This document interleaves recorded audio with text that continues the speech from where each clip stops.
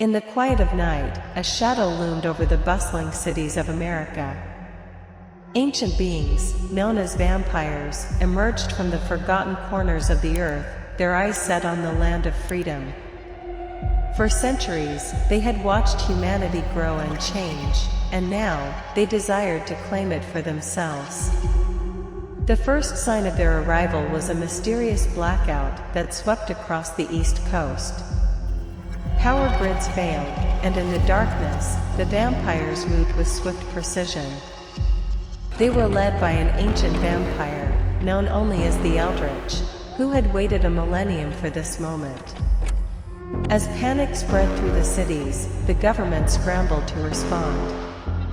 But conventional weapons were useless against these spectral assailants.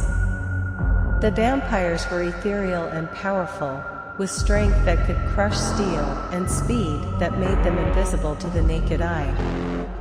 Amidst the chaos, a group of survivors banded together, led by a young woman named Sarah who possessed knowledge of the occult passed down through her family. She knew that the vampires sought the Heart of Night, an artifact buried deep within the Pentagon, which held the power to plunge the world into eternal darkness.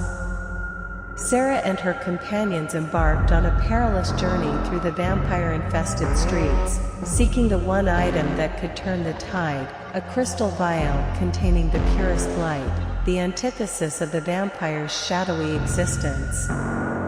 The final confrontation took place in the ruins of Washington, D.C., where the Eldritch had unearthed the Heart of Night. As the vampires prepared to cast the world into darkness, Sarah faced the Eldritch, the vial of light in her hand. With a defiant cry, she shattered the vial, and a blinding light engulfed the city.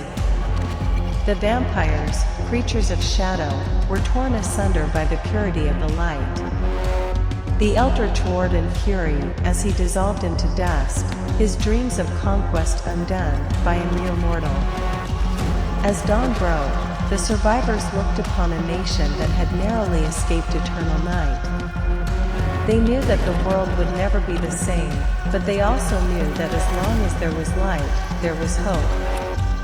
And so, the vampires' assault on America ended not with subjugation, but with a newfound respect for the resilience of humanity.